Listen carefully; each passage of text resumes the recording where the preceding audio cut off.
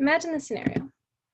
You're in the break room after a long, hard, productive day at work, and your coworker Jan is sharing the details of her new engagement to her boyfriend. You casually mention something about your same-sex partner for the first time, and while it makes the room uncomfortable, you brush it off. The next day, your boss calls you into his office and explains that you're now being fired because word had gotten around that you're gay. While this is shocking, this is legal and a reality for many in the LGBTQ+ community. But not just that scenario. Discrimination exists in many different forms and places in the workplace. After researching the topic, seeing the disturbing statistics, and looking at the existing laws and policies in place, it's clear this is a big problem that the community faces. But it's also clear that there are ways to fix it. But how much of a problem is LGBTQ+ discrimination in the workplace? And what does this discrimination look like today? It can look like this. While these are comics, they do show some scenarios that, while exaggerated a little bit, do happen in the workplace today. Here's a map showing the different states and their discrimination laws. In 28 states, it is legal to fire an employee for being lesbian, gay, or bisexual. In 30 states, it is legal to fire an employee solely for being transgender. That's the majority of the states in the United States. They also allow not hiring or denying promotions to queer people solely because of their gender or sexual identity. 48% of LGBT workers in these states have reported at least one form of these discriminations. If someone happens to be in a state with laws protecting against the firing of LGBTQ+ members, they can still be subject to different kinds of discrimination. One of the biggest ones is harassment. 58% of LGBTQ+ workers reported hearing derogatory comments about their sexual orientation and gender in the workplace. 35% of lesbian, gay, and bisexual workers reported being personally harassed, mainly verbally, at their workplace, while 15% of transgender workers reported being physically or sexually harassed.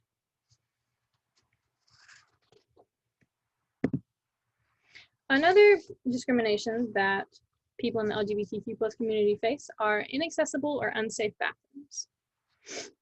59% of transgender, non-binary, or gender-fluid workers reported avoiding the public bathrooms at their work, and 1/3 of these individuals said that they reduced what they ate or drank throughout the day in order to do so, unhealthfully.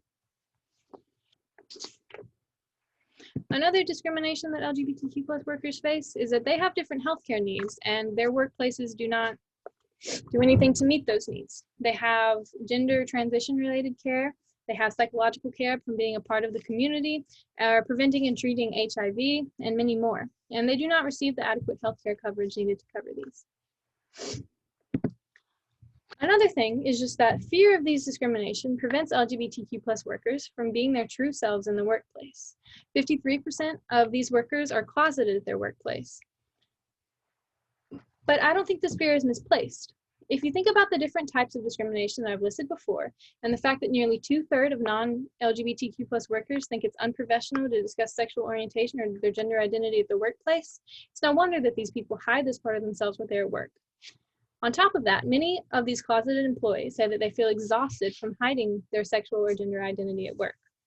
And for people who are transitioning, even if they wanted to hide it, that's not an option anymore.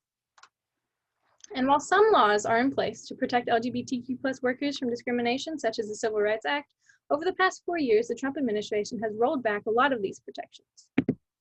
This picture is laughable to me because of all the things that the Trump administration has done to put down LGBTQ+ workers. A few of these examples are the Department of Justice upended parts of the Civil Rights Act that protected transgender and non-binary workers from employment discrimination. The Department of Justice allowed federal contractors to claim religious exemption to fire LGBTQ+ workers because of their sexual orientation. Trump administration also banned transgender service members and people with HIV from serving in the military, which gets rid of their primary source of a job. Most of the workplace discrimination that takes place because there are no protections against it, but also because the government says it's okay, if not encourages, this type of LGBTQ+ workplace discrimination through their policies. However, there are ways to drastically reduce workplace discrimination against the community. The main step is to vote for and support politicians that will support the LGBTQ+ workers. This is the most obvious way that's going to change what will come about. The most protection can come in the form of laws and policies put in place by politicians and administrations that care about the community, unlike this man. Get informed and vote for pro-LGBTQ+ politicians in all levels of the government. Another way to fight against this discrimination is to push for the unionization of workplace. Union contracts are legally enforceable in every state, even those where it's legal to fire because of LGBTQ+ members. So it doesn't matter what state you're in. And unions work if a union contract has a non-discrimination clause. Employees have legal protection against being discriminated against. And unions also must make an environment where workers can comfortably bring reports of discrimination to the union leaders. Another big way to fight against discrimination in the workplace is participate in activism. This can look like signing petitions, going to rallies and marches, calling your local congressmen and women, or volunteering with organizations to provide protection against discrimination of LGBTQ workers. These are some organizations that you can volunteer at. Pride at Work, Human Rights Campaign, GLAAD, the Task Force, the Trevor Project, and the LGBT Center. Many, many more, just Google them. The easiest way to change this discrimination is just by speaking out against the issue. Get the word out. Because many people who are not part of the LGBTQ+ community don't know about the discrimination faced by queer workers, they cannot help. Inform and educate them about what's going on. The more people who know about how much this impacts others' lives, the more people can fight to change it. Knowledge is power. Now imagine that all the policies and protections get put in place. People are informed, the government is working for LGBTQ+ workers, not against them. What would that look like? This world would look like a place where LGBTQ+ workers can work and do their job in peace without fear of discrimination.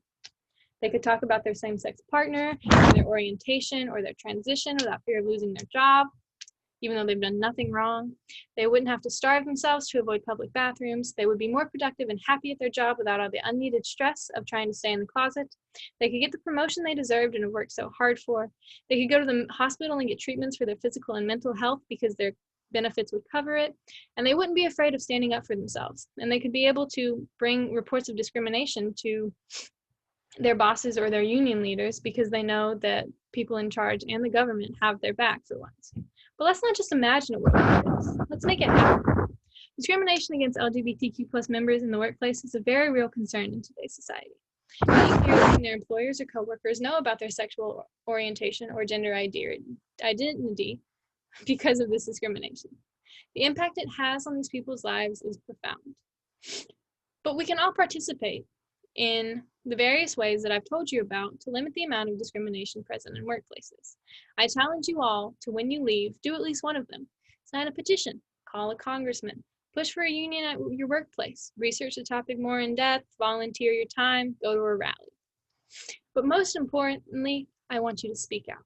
The movement may only need one more voice in order to be heard and get the attention of people who can put laws in place and change them for the better. Why not let that one voice be yours? Thank you for your time.